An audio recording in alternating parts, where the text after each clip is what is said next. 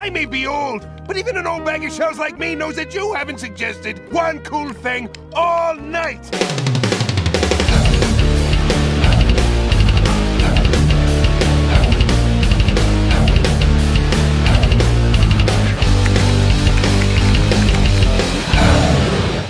Hey guys, RanterInShades here, exercising my first amendment rights vlog style. Apologies for the inactivity with uploading these past few months. Having my own apartment and living on my own, there's definitely a need for a routine to maintain, and admittedly, videos have kind of taken a backseat to that, as I knew they one day would. There's a reason I said at the end of my year-end videos that big changes were on the horizon. But make no mistake, I'm not done with YouTube. If I am, you will know. Anyway, there's been some rumbling lately in the music news world about the feud between a man who needs no introduction, Corey Taylor, the lead vocalist of the alternative metal band Stone Sour, and the subject of a previous What's Wrong With I made, Slipknot.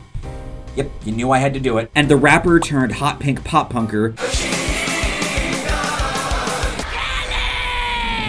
There's a lot of good discussion points to be had with this, and what better series to do so in than Crybabies of Rock? So go on and cry me a river.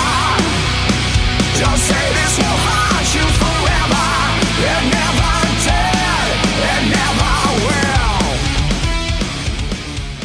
Over the last year, there's been a lot of talk about Machine Gun Kelly and this new wave of rap-rooted emo and pop-punk musicians such as Youngblood, Kenny, Modson, Trippie Redd, Jaden, etc. It's become a big talking point in the rock community whether these artists are valid and have a place in rock, or the people for it are seen as people perpetuating the rock is dead narrative and treating these newer artists as these saviors rock is in dire need of, and the naysayers are seen as gatekeepers and boomers stuck in the 90s or 2000s. I personally am not really a fan of these artists, but I have no problem with them existing and people liking them. MGK in particular is at the forefront of this discussion, considering the pop-punk album he put out last year, Tickets to My Downfall, with that cute pink Schecter, was the first pop-punk album to hit #1 in God knows how long. Since pop-punk is one of my favorite genres of music, as anyone who watches me knows, I gave the album a listen, and I didn't find it to be as bad as some of the music reviewers I followed did, but I didn't think it was all that great either. The songs I dug on the album were the title track, Forget Me Too, World War III, and My Ex's Best Friend, and found the rest of the album to be a bit poppy for my liking, which isn't exactly a sound I'm wanting to hear on a pop-punk record. That said, I have no issue with the album existing. I talked in my Why I Hate the Rock is Dead argument video about Post Malone and the role he's playing in bringing attention to metal from the younger generation, and MGK is basically doing the same thing with pop-punk, which brings us to the man who we always need to hear thoughts from, Corey Taylor. This actually dates back to February of this year when he was interviewed on Cutter's Rockcast. He spoke in the interview about what he thinks of the current rock scene. So many of these bands that sound like this or sound like that or sound like the other guy, and it's just like, well, they obviously listen to 2 albums, that have been out for a minute. But the ones that really frustrate me are the ones that they take something that's been around forever and then just basically rework it and call it new. Even though it's completely derivative, it's completely like you know the band they're ripping off. They're not even trying to rip off like a bunch of bands. They're ripping off one band, and it's so. But the younger generation picks them up and says, "This is our blah blah blah." Our version of that, because they're tired of old people telling them that the music that came before them was better. And I don't know who's right, but I know both are wrong because we should be encouraging everything. But the clip that's really important for the discussion is this. I'm just as bad. I'm the worst old fogey dude shaking his cane ever. And I hate everything. I hate all new rock for the most part. The artists who failed in one genre and decided to go rock. And I think he knows who he is. He isn't explicitly referring to MGK, but I'm sure we can all piece together the context. To respond to Corey, and really anybody that isn't on board with MGK playing pop-punk, I want you to think about the bigger picture a little. Regardless of how good or bad the album is, or how talented or untalented MGK is, the album at least has the potential to function as a gateway into the world of pop-punk, just like I said about Post Malone. Travis Barker plays drums on the album, and if a kid is really liking the sound on the album, they might look more into Travis and see that he's part of this band called Blink-182, and from there they'll be sent down a major rabbit hole discovering similar sounding bands both from the time and newer bands that have this sound. And take it from me, someone who's been down this rabbit hole, especially in my college years, it's one of the most fun trips ever. I might not find MGK's album to be great, but if it's playing this kind of a role, I can't say I have any issue. We've all had our gateway artists. We weren't born knowing everything about a genre, it's stuff we began learning about at some point in our lives, whether as little kids, teenagers, or grown adults. Hell, I mentioned in my What's Wrong With on Green Day that they were my gateway into heavy music when I was 11. And if these kids' journeys are starting with Machine Gun Kelly, at least they're actually taking the time to learn up on similar, and better, sounding stuff. And who knows what direction their tastes are going to take from there. While I don't think pop punk is dead, another layer of respect I have for MGK and the other new wave of pop punk artists is that they're playing a part in rejuvenating the pop punk scene. There could be people out there that were so impressed by this stuff that they're forming bands of their own to take on the sound. As I said in my Why I Hate the Rock is Dead argument video, the bands we view as legendary today aren't going to be around forever, so if we get a wave of pop punk bands inspired by guys like MGK carrying the torch, I say they should be championed regardless of who their inspirations are, especially if they actually sound great. But there is another side to this. We're gonna fast forward to September 19th. Concerts are finally back, and after the year-and-a-half long gap I was forced to take from them due to the pandemic, you know I'm super stoked for this. There were a bunch of big summer and fall tours and festivals being announced, one of them being Riot Fest. The final night of the festival had one stage having MGK closing, and the other stage had Slipknot playing at the same time. The majority of people decided to leave MGK's stage in favor of Slipknot, and MGK did not like that. Hey, you wanna know what I'm really happy that I'm not doing? Being 50 years old, wearing a fucking weird mask on a fucking stage, talking shit. So anyway, what's everyone's favorite candy? Reese's Pieces? Oh, what, you gonna cry? Duh! I'm honestly not sure what anyone, MGK included, was expecting. This is a festival that mainly specializes in rock, and as much as this might not be great news for the state of rock discussion, MGK doesn't exactly have the greatest reputation in the greater rock community, especially compared to Slipknot. Let's ignore the fact that he started out as a rapper for just a second. If people just like Slipknot better, then they like Slipknot better.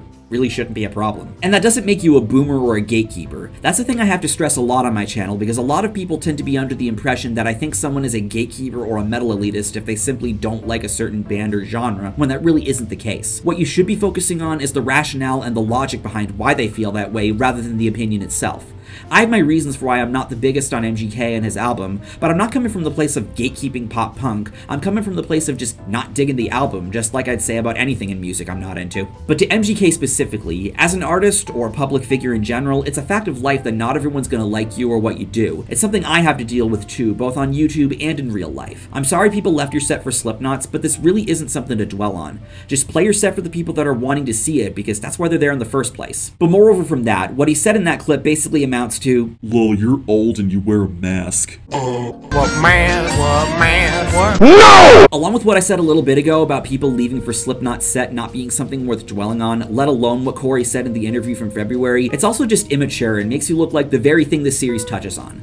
A crybaby. It's such a cheap shot that borders on ad hominem. And for what? Slipknot getting the bigger crowd? Just be thankful you're playing at a show like Riot Fest, period, especially after COVID. There's also a bit of hypocrisy with what he's saying about Slipknot wearing masks and jumpsuits on stage. What do I mean? I'm sure most of you remember his infamous shoes rant on the show Rock This. In the state of rock and roll depends on rock stars. I gotta see some you. I have to see some you in it. I want some attitude, dude. Like, this is what I will tell you. I did Warped Tour, and these would wear comfortable shoes on stage every day. Your fucking Nike New Balance fucking comfy shoes because it makes you feel comfortable. Put on some Doc Martens, you put on some Chucks, put on some Vans, put on, like, it's not about you. It's about the show. You don't look cool, man. Rock and roll's not comfortable. It's uncomfortable. Now, a lot of people took this little rant out of context and took it at face value by thinking, wait, so he wants bands to be uncomfortable on stage? That's whack, yo. He only cares about fashion. What a superficial jerk-off. Well, what he was actually getting at was that he thinks rock is missing its attitude and big rock star personas. Why he brought up shoes while not being Kelly, I have no fucking idea. He was not being articulate at all here, but that was the point he was trying to make. But now I have a question for you guys. Feel how you want about them, but is there any band that personifies the rockstar attitude and energy like Slipknot? Seems kind of weird that you go on this tangent about what you're wanting to see more bands do, only to take a shot at a band that's well known for doing exactly that. Consistency! So making fun of them for wearing masks is definitely him projecting. Save that shit for people that dress up as demons destroying people. Also, I love how at the end of the clip MGK says, So anyway, what's everyone's favorite candy? Reese's Pieces? Nice save there. It totally doesn't come off like you realized in the moment how much of an ass you made of yourself and need to damage control the situation. Now again, I'm not saying Corey Taylor is completely innocent here. His comments in that interview did come out of left field, and they are for sure counterproductive to improving the state of rock, even if I might not disagree that Tickets to My Downfall isn't anything that special. But MGK is just as at fault, if not more, for adding fuel to the fire at Riot Fest. And what's sad is that this doesn't even surprise me, considering MGK made similar comments about Eminem and the diss track he made towards him, Rap Devil. Clever pun, I guess. Which came as the result of M calling him out on Kamikaze in his song Not Alike, taking issue with the comments he made about his daughter Haley, who, was kinda underage at the time. And of course, M rightfully responded with his own diss track, Killshot, and wiped the floor with MGK. Even though I kinda like the beat in Rap Devil better. This should really show that the dude not only has a history with getting butthurt over people not liking him, regardless of whether the reasons are valid or not, but also with bringing up a person's age as some kind of burn. Who do you think you are, Leafy? He's a 34-year-old grown man.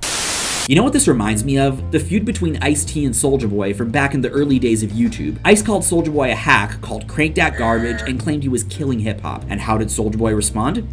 This nigga Ice-T old as fuck, man. This nigga old enough to be my great-grandfather. He's the forefather of my nuts, nigga. This nigga... Just like MGK, he just responds with, "Lol, you're old."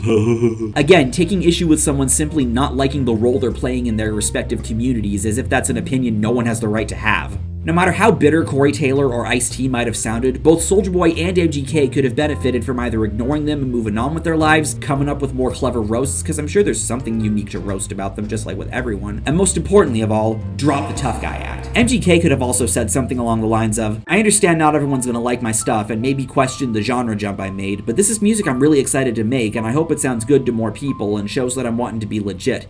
And maybe in time we can grow to respect each other and just have a good old time for the fans, because that's what they deserve. And that's what the scene needs." That would have been such a mature move, and I'm sure a lot of people would have respected him for it. But instead, he chose to go the route of treating this like a rap beef, which really isn't all that productive for rock bands to do. An example I can think of a beef between bands is when Poison came on the scene in the mid-80s. They weren't just a punching bag for thrash metal, but bands from their own scene, from Motley Crue to Rat to Guns N' Roses, made it known how much they detested Poison. Not saying they aren't allowed to their opinion, just that they might not have gone about it in the best way. But to my knowledge, Poison didn't exacerbate whatever beef there was between them and those bands, they just continued doing their thing. If that's what MGK did, both after the Corey Taylor interview and at Riot Fest, I doubt we'd be having this discussion. What about Metallica and Megadeth? We all know that Megadeth was founded on Dave Mustaine's bitterness at getting kicked out of Metallica, and the band allegedly stealing riffs he wrote for the songs on Kill 'Em All. Mustaine was clearly the bitter one here, to the point where Lars Ulrich stated that it was mind-blowing that he hadn't moved on. But unlike the Poison example, Dave and Metallica were eventually able to make amends by the 2010 Big Four show with Slayer and Anthrax, where they showed that they both had a mutual respect for one another for the shared impact they made on heavy metal.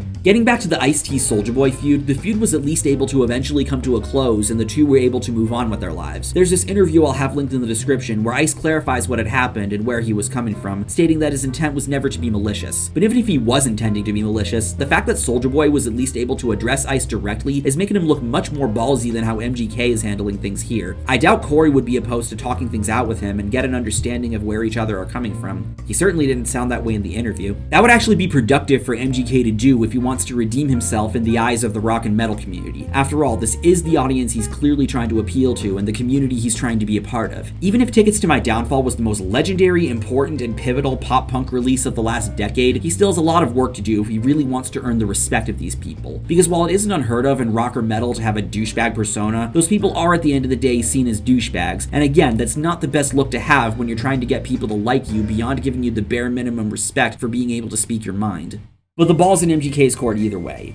Why? Because he eventually revealed that his reasoning for taking the shot at Corey was because he was supposed to have a guest appearance on Tickets to My Downfall, and claimed he scrapped his part because, and I quote, "it was fucking terrible," and that's what he believes Corey is bitter about. And if that really is what this whole thing is rooted in, as opposed to what Corey said in his interview, that says to me that the people siding with MGK are only using the Corey Taylor interview just to fuel a narrative of him being an old man yelling at a cloud that had it coming, and he's just being a bitter jerk to the guy that's saving rock and who has the relevance he can only dream of. Corey ended up responding to this by saying, "I don't like people airing private shit like a child, so this is all I'll say.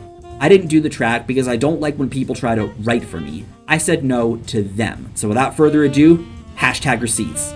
This is all I'm going to say about it. And he shows an email exchange between him and Travis Barker speaking on MGK's behalf, where he politely declines the offer for the reason of not feeling like he's fit for the part, saying it's nothing personal and that he's, and I quote, stoked for him. So with this evidence out there, now MGK is sounding just as bitter and petty as Corey did in his interview, if not more. Not only that, but now his narrative about scrapping Corey's part because it sounded like shit sounds like damage control with little hints of backpedaling. An argument could also be made that in the interview, Corey wasn't being consistent with what he said in his email, but that could have just been him being polite. Either way, no matter how bitter and boomerish Corey sounded in his interview, it's hard to disagree with him here that MGK is acting really childish. He politely declines an offer to make a guest appearance on your album and goes on to give his opinion on what he believes you represent in the current rock scene. And what does he get in return? Drama that didn't need to happen. And that, ladies and gentlemen, is why I see both sides having fault in this conflict. And that's not coming from the place of being a walking straw man of centrism, it's coming from the place of giving a fair and reasonable analysis of the situation. Corey Taylor and Machine Gun Kelly could have both been less bitter towards each other, and just generally speaking, they both could have handled this much better than they did.